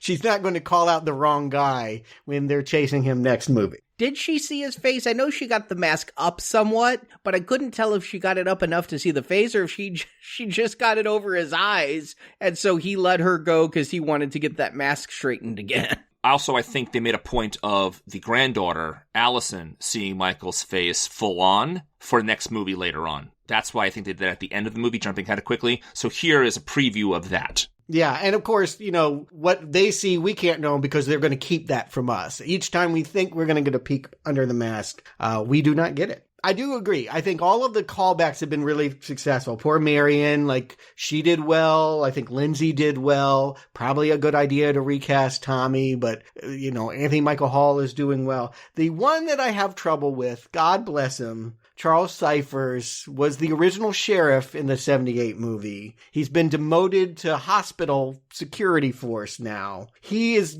just little too feeble here, but he's going to be joining this mob that is building in the lobby of the hospital screaming "Evil dies tonight." And I guess you would include him because he's still alive and his daughter was killed by Michael. She was that babysitter to Lindsay, Annie. Yeah, but maybe he had a full career and he retired and now he's a security guard at a hospital. Let's give this guy, demoted is kind of sad. We give him a chance to say he's collecting 2 pensions, something like that. Yeah, no, I get it. Yeah, it's better than a Walmart greeter, but only barely. But he certainly has the history with Michael Myers and the age, right? He's lived his life without his daughter. Has he? Yes. So yeah, I understand his joining the mob aspect of it. I just think his line readings are a guy who hasn't worked in a while. Yeah, it is the most unfortunate line reading when they give him the line to make the statement that we've turned into the monsters. Like they're going to have this big moment. Again, I was thinking a lot about David Warner in Straw Dogs or Lenny in Of Mice and Men. Like the whole hospital is losing its shit and they're going to chase. They gave him a name in the credits, but I don't know that I ever heard Lance Tovoli. Does that ring a bell for anybody? No, I don't think I ever heard that said. But yeah, I saw that also in the credits. Lance. He doesn't look like a Lance to me, but he doesn't look like a Michael Myers to me. I mean, has any of these people seen Michael Myers in person? Because anybody who saw him in person wouldn't think this is the guy. But of course, Arnie, that's part of it. Like, that's the point of, like, if you just stop and use your brain for just a half second, obviously this is not right. Like, obviously you don't do this. But because people are so worked up and because people on some secret level just want to fucking kill anybody, just like that nurse said earlier, I just want you to punch your boss in the face. Like, because we just want it so bad, does it even matter if it's Michael or not? We're angry. They've killed my child. They've killed my boyfriend. They've killed this, and I want blood. I understand that point of view. I understand that I've never lived that, thankfully. I mean, we are living it. I mean, I do feel like that's America 2021, pretty on the nose. Mm-hmm. Was it America 2019? Yeah, when this was filmed, but maybe he's right. Maybe they were prognosticating where we're heading. Yes, I understand all of this. It makes total sense to me on an intellectual level. It just frustrates the hell out of me to watch it. Yeah, I agree. I'll say this half hour of the movie is completely uninteresting to me. There's all this stuff in the hospital, all this chasing the wrong guy, all this stuff with Tommy. Michael Myers kind of drops out of the movie for 20, 30 minutes, and it is a hard 20 or 30 minutes to get through. I also want to go on in exactly the same take that while we're listening to Michael Myers, and I understand the movie is expanding away from the Strodes, it kind of seems like a wasted opportunity. I'm kind of here to continue the story of Laurie, and I'm not getting that story at all. We talked a lot last time about how they're trying to hand it off to the next generation. They're not handing it off to the next generation. They're staying the exact same generation for the majority of this movie. The young girl finally goes off with Lonnie and his son, but we're not getting a whole bunch of stuff with the Strodes until the last 20 minutes of the movie. It kind of feels like they're spinning their wheels a lot instead. I get all what you're saying, Stuart. I'm just not interested in any of these characters, and why do I care? I'm spending so much time with them, and then they're asking to get killed. They're going out hunting a guy. I understand their motivations for it, but it just seems like it's really strange why I care so much about these people, and this movie's not helping me do it. I agree with you, Brock. I really do. I'll run down the list of complaints that I heard you say. I care about these people because David Gordon Green and Danny McBride have written most of them funny little things, and there's just stuff going on in the background. There's a mime here. There is a mime screaming, "Evil dies tonight." Like, that's just funny to me. Like, it's a full-on mime, people, and he's screaming. It's Halloween, Stuart. It's a costume. Oh, you're right. It's probably just a costume. Okay. Yeah. Here I am thinking it's a professional. I'm like, they got mimes screaming. They're so angry. Marcel Marceau was there in the mob. What the hell? You're right. It's Halloween. Some of these are costumes, and it is starting to feel like a loony bin. It is starting to feel like the madness of the Shape. Not Michael, but the Shape is expanding. And I agree, that is a risk to take that maybe some in the audience, I'm hearing it's you two guys, don't want to do. I don't want to go and follow these people. I don't care if they get corrupted or not. But to me, it's completely captivating and fascinating to think that it's not about one dude with a knife walking around killing people. It's the idea that an entire town could destroy itself out of fear. Okay, that's not the movie I came for, Stuart. I'm here for a Halloween movie. So the last last movie. It's a sequel to the last movie, which had a lot to do with the Strodes and the Strode family and Michael Myers coming back to town. This movie is taking that and going off a different angle on it, and maybe it will come around back in the third one. It's in the middle of a trilogy, they're saying to us, right? So they needed to actually expand stuff so they have enough material for 3 movies maybe. But I came here to see a continuation of the last movie, and what I'm seeing is a whole different take and angle on it. They pulled the rug.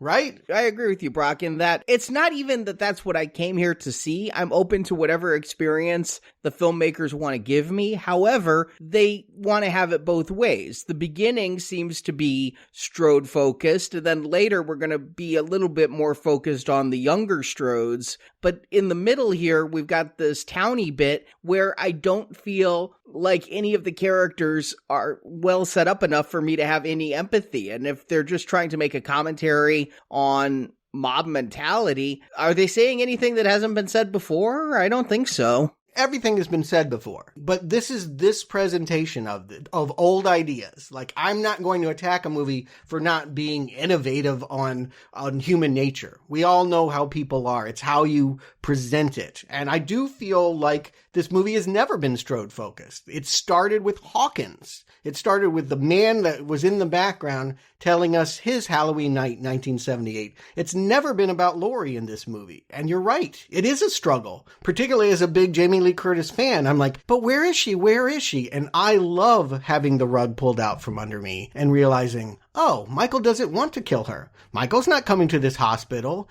Everything that she did in those 40 years of building the trap, and he's going to come to my door and I'll get him and all of that. You spent all of that energy on what he did to you, and he didn't think about you once. He doesn't give nothing about Laurie Strode. That is amazing. Well, when you put it that way, yeah. I'm cool with that. It's just this whole bit in the middle trying to kill the other inmate and all of that where I'm checked out of this movie. It couldn't interest me less.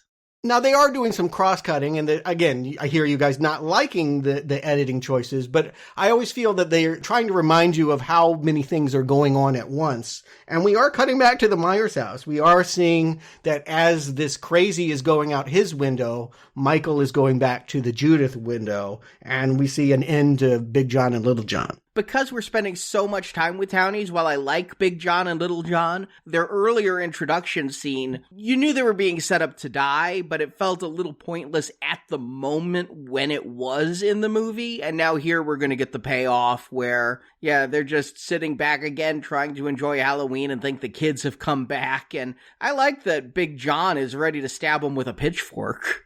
I love that whole thing with the little knife and the bigger knife, the cheese knife. I'm ready. I have this.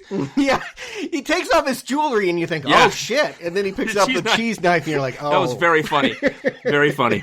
Yes. Yeah. Again, there's not a character death here where I'm not feeling for the people. And that's rare. Usually in any slasher movie, you might like Demon in the toilet, but who are the other people? Like, I mean, I feel like every single death, we of course know their fate, doesn't change the fact that we have some level of compassion and suspense. I think this movie, you know, is he under the bed? Where's he coming from? The jump scare moments, they all play to me.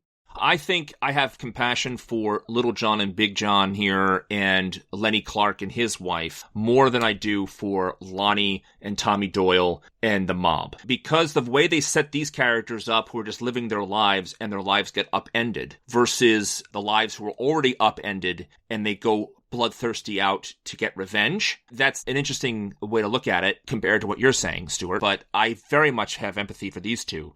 What kills me, the whole movie, you know, stay safe, stay in the car, be safe, stay in the house, stay safe. Michael goes in cars. Michael goes in houses. We see it in this movie that it's not going to keep you safe. So I feel more empathy for Big John and Little John. And they could have gone running out. I mean, they didn't have to die. They knew Michael was in the house. They go and see the back door open, bloody handprint, footsteps upstairs. And, you know, they made the choice. I'm going to defend my home. Like, that is their role in this. Yes, Michael is a killer, but you didn't have to die tonight. You're dead in part because your anger and your need to protect your home drove you to physical conflict. You couldn't win. And, ooh, the knife going into the armpit felt like a new one. Eek. Yes, that did. And there's a good artery under there, and I cannot recall seeing that ever. Yeah, and then he gouges his eyes out after that, which was something I think Michael's never done also, right? Yeah, I mean, I've seen it in other movies, Blade Runner being the one I always go to. But yes, if you're a gore hound, this is all great. It is, but it is the eyes where you see something spurt and it cuts in a quarter of a second or less that I'm like, I bet that they had even more here, that the MPAA, they drew a line in the sand and went, you can go to 11, but we're not going to let you take it to 13. What are you talking about? When the guy jumps out the window, we get 3 shots of him laying on the ground with his brain splat all over the place. Oh, yeah. It was definitely a Humpty Dumpty kind of joke, though. I feel like it was willing to show us Rob Zombie things, but it had love for people in ways that Rob Zombie never does. I always have contempt for everyone on screen in a Rob Zombie movie. And the difference is I'm still getting that visceral shock of splatter and limbs, but I'm moved. It's sad. I cry a little, symbolically, I cry for these characters. Yeah, and Little John should have just run the hell away instead of, Michael, you've come home, and just stand there to die. Again, I mean, what did he have to live for? I mean, his house is ruined, his partner is dead, and again, I think they probably bought the house for the story, right? You get a sense that it was important to them. They really loved Halloween, and like there was just something about being in the Myers house that was an attraction. Now being his next victim, I don't know, maybe it's even secret wish fulfillment. We can't know, but yes, it's an interesting moment. And again, it tells us, what is Michael going to do now? Now that he is home, now that he's been staring out the window, we thought he was, it was theorized by the cops. So he was always looking out at Haddonfield, plotting all the people he was going to murder. And this movie, as we move into the climax, is now going to be like, windows are mirrors. They reflect back on you. And maybe he's just been contemplating himself or something else. And we can't know in this film, but it's really exciting to think that Michael has had a motive that we've never known before that will be revealed next time. I did like that whole aspect of the mirror thing. I did like how they brought it up with Karen later on, right? And I almost called you Arnie. Like, the way that Karen's going to finish out this picture, you know what? There's someone I don't have empathy with. I've been saying how much I like all of these characters, but I really, I was prepared to see Allison and Cameron die when they follow his father into the house. I thought, they're going to kill the young ones, and God help us, it's going to be Judy Greer and Jamie Lee Curtis next time. Lonnie goes in by himself and brings his son and is like, stay in the car where it's safe. I've already covered that aspect. And then the kids go in there because they hear a gunshot. They don't call for help. They don't call on the cell phone. Hey, Tommy, come over here. He's at the house. They don't call the cops. They do nothing but go inside. She has the best weapon of anybody so far with this giant shotgun, right? She has the kind of weapon that could probably put him down. Does she know how to shoot, though? Like, the thing is, she wasn't raised the way Judy Greer was. And I would think that Karen wouldn't let her daughter anywhere near a pistol. Does she know how to shoot it? I don't know. Does she have the right weapon for the job? Finally, somebody does. Yes. But it still makes zero logical sense for her to walk in that house with her boyfriend, not boyfriend, to find his dad without calling back up first. It doesn't make any sense. Blinded by anger. She believes that she can handle it. Blinded by anger, concern. She wants to handle it. She wouldn't be satisfied watching the cops gun down Michael. This is the man that killed her father. She's going to kill him. Plus, she's a high school student. How many times did you call your parents for help in high school? My answer is 0 because I felt like I could handle it. Fine. But yeah, more brutal kills await us here. We figured Cameron, right? Like, he just had to die. I didn't. Really? I didn't either. I thought because she came in and tried to stop him, and Cameron was still alive when she starts yelling at Michael and say, come get me, I thought Cameron was going to survive this encounter. And I'm like, is he dead? Is he alive? Because he got beat hard. Again, I can't emphasize this enough, the level of brutality. It's not just gore. It's not just blood and viscera. It's brutal pounding. And this kid, I'm like, well, he looks like he might still be alive, and then Michael's just going to stop and twist his neck 180 degrees. Like, no coming back for him. Yeah, and then she keeps on yelling, no. He's gonna do it, man. And you came in the house, you had a feeling that this is gonna happen, didn't you? And then she baits him like, come for me, motherfucker. And you know that, Mom even tried to tell her that. Like, if Grandma built a giant flaming trap and he got out of that, you and your anger and your 17-year-old self not going to do it. And I thought for sure she'd pay for that. I thought that I'm like, yep, and this is what you get. You're dead. Nope. No, the mother pays for the sins of the children in this case, because she almost dies. She's going to go for that stab, and Michael Myers just grabs her hand midair, turns that knife around, gonna stab her with her own hand. It's like that old kid's joke of stop punching yourself, stop punching yourself, stop stabbing yourself. So, yeah. And we saw in the trailer when she's down and going, do it! But it is until you see the movie that she's telling her mom, hey, you got the pitchfork from the Johns, stab him in the back with the pitchfork. Oh, is that what that was? That was her? I thought she was asking to just be killed. Me too. I don't know. It could play either way, Arnie, but you're probably right. I hope you're right, Arnie. She probably was thinking, Mom, do it. Yeah. She says it 3 times. The first 2 times she's looking at Michael, and it's like, kill me, kill me. But the third time she turns and looks past Michael and says it, and then we cut to Judy Greer with the pitchfork. I see. Okay. Mm-hmm. I didn't catch that then. Okay. And so Karen gets the mask, and she leads Michael away. You know, we think that she's going to she's claiming, I'm sacrificing myself. You can come kill me. I'm your Judith tonight. And my, daughter, who is probably not able to walk at this point after that tumble down the stairs, can maybe crawl away to the bushes or something. But in fact, it has all been a well-choreographed plan to put the mask in the middle of the street so that the awaiting mob can finish the job. And I thought this might actually be the end of Michael. This seems like it really could be. For sure. Yes. I thought oh, wow, Halloween Ends is going to be about something other than Michael. I even predicted it for this movie that the shape would take a new shape. And so now as I'm watching this, I'm like, well, they've clearly won. Haddonfield has clearly defeated the evil. He dies tonight, and now they become the evil. Someone else becomes the new shape. And it's brutal. It's even Karen, the pacifist. You can see her hanging back, but then starting to get into it. She gets the final stab there. There's something very addictive about this brutality, this violence she claims she never wanted to be a part of. There's a secret side of her that is very happy to participate. He also killed her husband. There is something to be said about revenge. Right. She killed Stan, Still her husband, still the father of her child. I know, but you know what? Was that a romance for the ages? I don't know. Okay. I like this scene when the mob gets him. I thought that was a nice comeuppance. I thought that was a nice way to end the movie. And he's sitting there and she gets this last stab in the back of the neck thing. I thought that was great. Michael staying still. And I am home watching this, right? And I'm yelling at the screen, will somebody please take that gun and put a couple in the back of his head? Will somebody just pop him? And they were. The old sheriff. No, they shot him many times. Put a couple in the back of his head. And they didn't. They were. Lee Brackett is old. This is what I'm saying about that 90-year-old sheriff. Is he was just doddering down there, but he was wobbling and coming for him. It just took 5 minutes is the problem. They send Karen away to go attend to her daughter while they finish the job. Tommy's got the baseball bat, and this father of Annie has got the gun, and he's putting it right up to the temple to do exactly as you say. And this is when another amazing surprise of this movie, Michael is not dying tonight. And he stands up, and we should have known from the firefighters. 11 people surrounding me is not hard. I don't need to worry if I'm outnumbered because I'm pure evil. But an amazing turn, right? Watching these people go down. Stunning.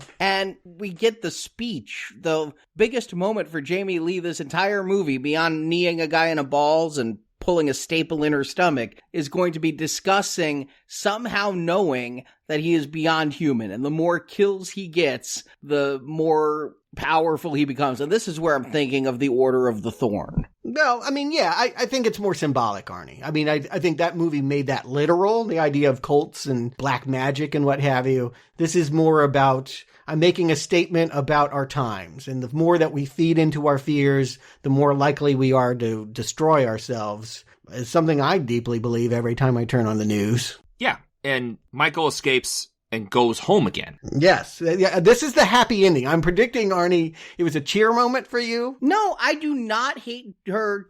I do not hate Judy Greer, despite how often you say I hate Judy Greer. No. Own what you've said. I didn't put these words in your mouth.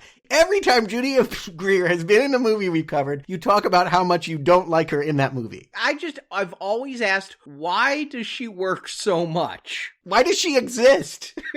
Why must I deal with this? Well, you won't have to in Halloween Ends, because she's up at the mirror. Well, you never know. We ended with Laurie getting stabbed in the stomach last movie, and she survived. True. But here, it does look like Karen dies. The way they flashed Jamie Lee Curtis as if she knows her daughter was killed. Right, yeah. And it's a showdown moment. Yeah. Like, now it's on. Like, okay, it's personal. Not that it wasn't personal before. You came after me, now you killed my daughter. You're going down, Michael Myers, is what part 3 is going to be. The movie I thought we were going to have here of Jamie Lee and him facing off is probably going to be next movie. And yet, if it's not really about any of them, if it's Michael's really been driven by Judith and whatever happened in that bedroom, here's something I'm going to predict. I could be wrong, but the theme that I picked up on this is that people that get bullied end up becoming bullies. We've looked at Michael as a bully. Next movie, what do you think? He's the victim. He was sexually assaulted in this bedroom? Oh my God, Halloween 3 Me Too movement? No, please, no.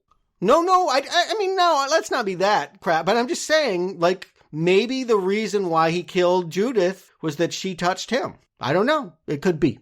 Or maybe she let her boyfriend touch him or something. Oh boy, no. Please don't try to make us sympathize with him. That you've made him the Shape. You've made him the unstoppable killing machine that is a metaphor for things. Do not make it that he was touched.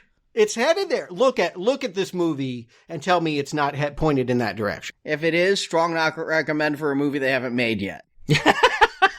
We don't need to see how Darth Vader became Darth Vader. We don't need to see this. I disagree. I've been saying this whole time how awful Loomis was for calling him pure evil and not seeing his humanity. If they can finally show us the humanity of the child and what he's been raging out against, that will be brilliant. So we saw that a bit in the Rob Zombie's Halloween. We talked about that there. Yeah, again, no sympathy in Rob Zombie movies. I can't feel for anybody in Rob Zombie movies. But yes, it was certainly about abuse and getting back at abusers. So Michael presumably kills Karen and then stares out the window, and we get a flash to Laurie Strode at the hospital, seeming to know, like when twins know when their twin has been hurt, bringing it back to the twins. Is that what it is?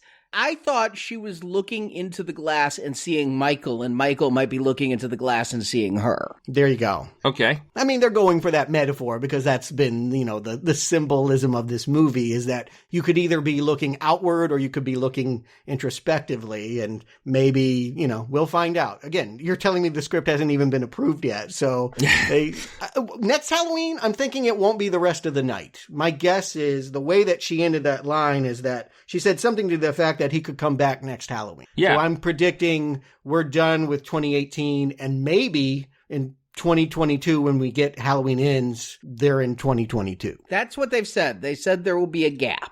Okay. All right. Well, you know why, guys? Because at this point of the night, it's November 1st. So yeah. Has to be Halloween. They run out of literal time. Day of the Dead is a different franchise. Yeah, they can't can't go there. No, there's going to be a pause, but they've not said how long. But I have a feeling, whatever Michael did when he got home, he's probably going to disappear for a year or so. Maybe it will be 2022. I did read them say that they were going to reference COVID in some way. So like maybe Michael, his mask wasn't the N19 mask.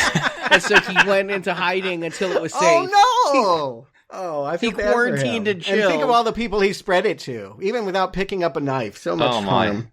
Amazing. The end here, though, I gotta give a shout out. I do like the score again of this movie. We end with a pop song and the score here in the end credits, but I liked the score. Carpenter coming back again. He's been doing some interesting stuff. I've gotten a couple of his, dare I say, solo albums. They're scores for movies he never made. And I think he did a good job here. I'm glad they keep bringing him back. I don't know that there was enough of the original theme for my taste, though, especially at the end. I was glad that they tried new music. I think that it would have been easy to overplay the score we all love. And they did riffs on it that made it feel new. Just like this movie, it had new moves to show us. Right, like I always complain about that with James Bond movies, right? And here I think they could have used it a little bit more, but I do like when they peppered it in. So yeah, I agree, Arnie, their music didn't certainly hurt anything. It didn't stand out to be bad, which is always a strong thing for music. I think if music can complement a movie or sometimes not even appear to be there, it helps more than if it's obvious and is overuse of very popular songs or theme.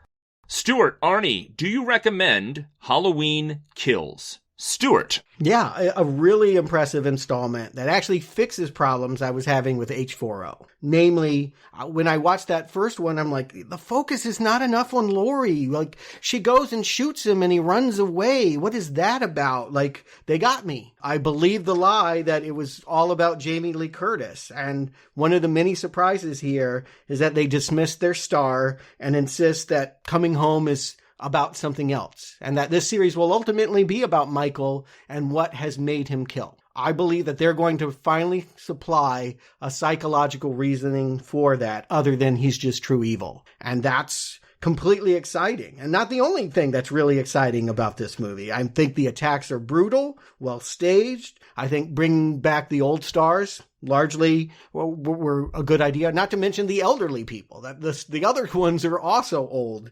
Really adds something here. It makes it feel very different than any slasher movie I've ever seen before. And major props to Anthony Michael Hall. And again, like, who thought a Halloween movie could be anchored by someone other than Jamie Lee Curtis? But she steps back for this one and lets other people, step into the stage. And I think they don't let her down. Of course, the biggest gambit here, they want to make that big statement. They want to maybe elevate this horror. And, in 2018, it felt like it was in theme of Me Too, like women getting revenge on their attackers. That was where we were at. Yes, justice, go get them. And now I feel like they're just as prescient with the idea that a couple years later, we're all tired of the constant tearing down, the destruction and the canceling, and the fact that nobody appears to be innocent. This movie really ties into that. The idea that we're all monsters and that we may have been victimized, but it doesn't change the fact that we're going off and killing people. Yeah, whether you're Stop the Steal or Me Too, I think this movie says, take a breath, look at yourself, stop participating in a culture of self-destruction. It's incredibly amazing, powerful, explosive, gory, surprising, funny, a very solid recommend. Not only one of the best in this franchise, but I think in a year full of disappointing reboots and sequels, the best film I've seen, 2021. Arnie. I cannot be that effusive by any stretch of the imagination. I'm all for referencing our times in cinema. I feel that if this is trying to do that, though, it did a piss poor job of it with its Tommy Doyle subplot there. I do like, though, the expansion of the town in the expansion of the body count. I couldn't keep count, but I read the body count here is 28. That is massive for a slasher film. Absolutely massive. And if you've come for a slasher film, if you want some good deaths, some good gore, if you still read Fangoria, you guys know Fangoria is back. It's subscription only, but Fangoria returned. I want to get it. I so at least want to see an issue. In print or online? In print only. Oh, you subscribe and get a few issues a year. And so if you are a Fangoria reader like I used to be, or some people still are today, you can really enjoy the practical effects going on here. I'm sure they're CGI enhanced in certain moments, but you can feel the practicality and the old schoolness. And truthfully, when it comes to Freddy, Jason, and Michael, Michael's always been lower on my totem pole. But here, he rises above Jason when it comes to the inventiveness and the goriness and the brutality of the kills. I really do enjoy the slasher aspect of this film. What lets me down is the character aspect of this film. The strongest character that's been built up in the only two movies in this continuity is Laurie Strode, and now you're taking that away and giving me too many characters that are unable to be fully fleshed out. Yeah, they have nice character moments. I really liked when the caretaker and her husband were playing with the drone before Michael comes in and kills them. And I really like Big John and Little John before Michael comes in and kills them, but they're just these little moments. And meanwhile, there's this entire unruly mob that it's only at the very end when Michael gets to tear through them and I get a little bit of satisfaction out of them being there. I didn't love the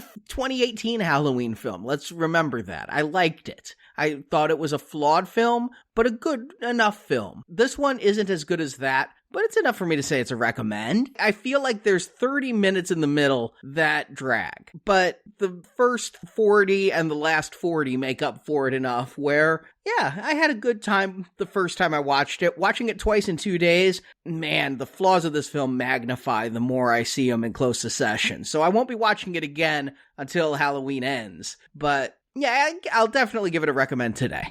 And the flaws of this movie were crystal clear to me from my single viewing before watching it today. So I do agree with a lot of the things you guys are saying for the compliments of the movie. I certainly enjoyed the chances they took. I like that they gave us some better character moments than you usually get in horror movies, slasher movies, I should say, for when those people finally die, that it means something. The mob mentality stuff, I couldn't get past the whole, they're making very bad choices. And while I understand it's the mentality, I understand what they were going for and the references to modern day, and all of those things were crystal clear to me, the movie logic was very difficult to swallow because they're very much grounding themselves in a modern day, yet they're still making some piss poor choices. The mob getting it at the end of the movie makes a lot of sense for the movie we're watching, for a Michael Myers movie, I should say. But I have trouble being entertained by this movie. So, like, it's not a terrible movie. And it does have a lot of thematic things going on, which bravo for them for going for it. I just didn't care about the characters that they were asking me to care about. They did not have their biggest star in the movie do anything of value. Was that a problem for you, Brock? It certainly was. I felt Laurie Strode was wasted here, but clearly they're setting her up for part 3. So I question if they have a trilogy in mind. I'm seeing a lot of filler, if you will, for a trilogy. My go-to example, Attack of the Clones, is just basically a big waste of time if you have The Phantom Menace and Revenge of the Sith. Everything you want to have happen to Darth Vader happens in Revenge of the Sith. If they wrote those two scripts back to back and actually had him turn to Darth Vader in the middle of Attack of the Clones, then you would have much better movie and much more, it makes much more sense. But here, it seems like they're biding time, making a trilogy out of what could have been a duology for the story that they want to tell. And I understand how prescient it is. I understand that it certainly fits into 2021, even though it was made in 2019. But it seems to me for the story they're telling here with Laurie Strode and how it affected her in that last movie, and now we're seeing how it affected a whole bunch of people, which is great, but that's not the story. The story is Michael Myers and Laurie, and now we find out it's not about Laurie, which is, yes, Stuart, very intriguing, but we don't need to have the whole town have the same thing Laurie did. I kind of felt that it was just biding its time for a third movie. So, I did not enjoy this movie as much as I enjoyed the last one, where the last one was an entertaining and good slasher movie with a lot of inventive kills. Here we had inventive kills, here we had some interesting characters, but it's a not recommend from me. I don't think it's a strong movie at all. I think it's all over the place. I think there's a lot of interesting ideas that are not really fully fleshed out for us to have a good movie here, and I'm not surprised Arnie said it's not enjoyable the second time through. I was greatly impressed with how enjoyable Halloween from 2018 was on the repeat viewing. I actually enjoyed it a lot and rewatching it for this movie. I guess I stand alone then, because I feel like this movie makes that movie better. I like that movie more now that I've seen this film. When I watch this movie again next year, when we're reviewing Halloween Ends, I'm hoping that the two movies back to back will work together for a third one and make it all come together. I really hope that's true. Yeah. But here I'm also getting aspects of, say, the Pirates of the Caribbean franchise, although to a much lesser extent, in that they had to find things from that first movie to make a trilogy. Here they didn't necessarily have to find things. They had plenty to pull from versus they had to make stuff up for Pirates of the Caribbean. But it kind of felt the same way as they're going in different directions here to make it bigger than it actually has to be, is why I bring that parallel into it. I like the scope. I love that it's big. I love that this movie goes beyond Laurie. And I agree. I think, here's my prediction. I do think that there's a lot to wrestle with, and there's just things that are going to piss people off. Give it some time. My prediction is whatever you feel about it now will change next year when you see it again. That's wonderful, Stuart, but I'm reviewing the movie now, and right now I'm giving it a not recommend because of that. I hear you. You're frustrated, and I think it's designed to be frustrating. You wanted a Halloween movie, and they gave you Straw Dogs. That's a different thing. I'm not complaining they didn't give me what I want necessarily. I mean, there's an aspect of it. What I'm saying also is it can't stand on its own as an entertaining movie, period.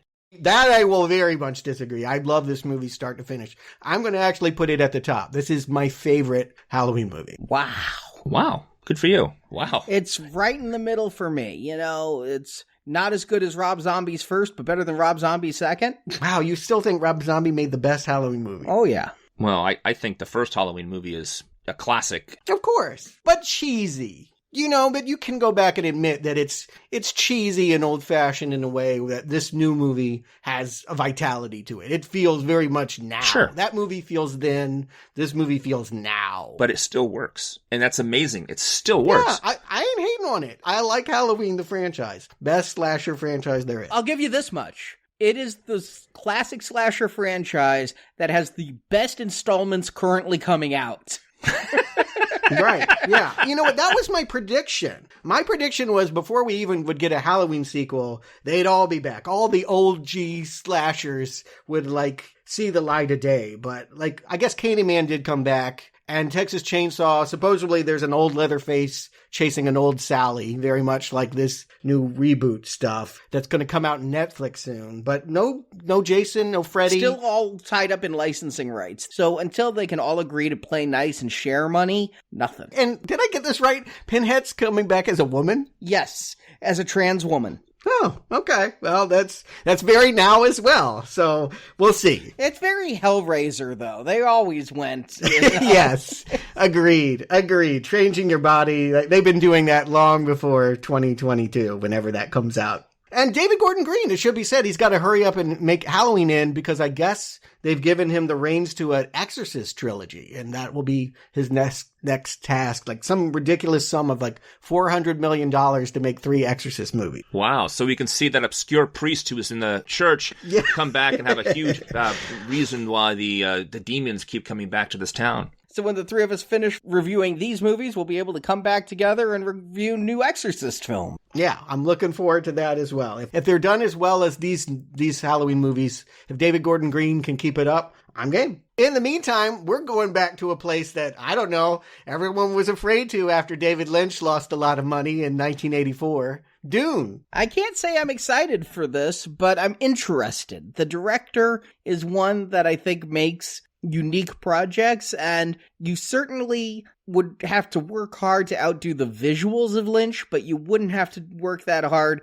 to beat the story of Lynch. Hell, Sci-Fi's original miniseries told the story better. Read the book. I think everyone would wish you'd started with the book. The book is the Moby Dick. It's the white whale everyone has chased and no one has totally gotten right. Believe it or not, the Sci-Fi Channel movie, also not good. But I have some affection for Lynch's vision, if not the coherence of the story. And yeah, I'm hoping for good things. I think it will be unique. And in the meantime, Brock, I know that you shared with your kids Quiet Place. Have you shown them Quiet Place Part 2?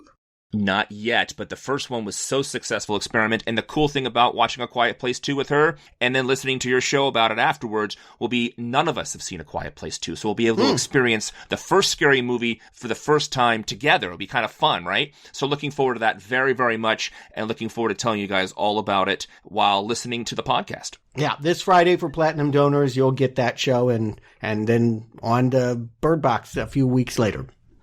And remember, you can help us out by getting these shows either through our Patreon pledge page, our Podbean pledge page at the platinum level, which through those is $50 or more, but it also gets you all the Tom Cruise shows, all the Ghostbusters shows, all the Candyman shows, all the Don't Breathe, The Strangers, You're Next, and coming soon, the Paranormal Activity series, or you can make a direct pledge to us via PayPal. Head to the all-new, all-pretty, nowplayingpodcast.com website, and you can donate to us, and we have greatly improved the interface, which you get these donation podcasts back. So hopefully you're going to find it a much smoother experience. If you've donated to us in the past, you're going to have a much easier time with it now. So thank you all for your support.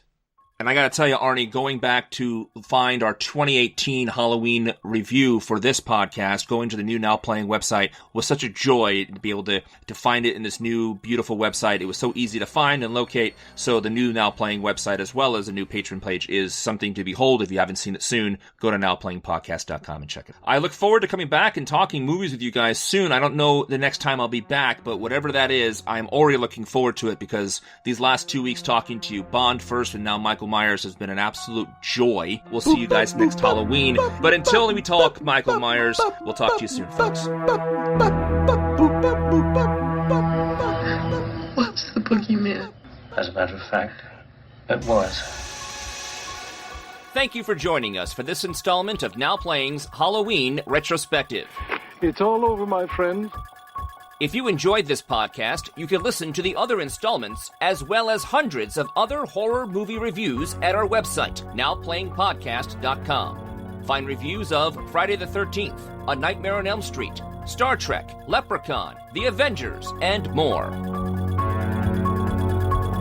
Now Playing Podcast is a production of Venganza Media Incorporated. Copyright 2021. All rights reserved. Venganza Media is not affiliated with, and this podcast has not been prepared, approved, or licensed by any entity that created the film analyzed herein. All movie clips and music used in this podcast are the intellectual property of their respective copyright holders. They are included here for the purpose of review, and no infringement is intended.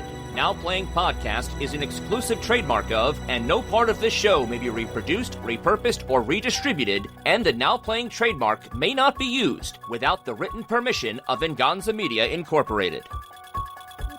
You've got to... Please, stop it. Stop it now. Turn it off. Turn it off. Stop it. Stop it. Stop it. Stop it. Stop it. Stop it. Stop it.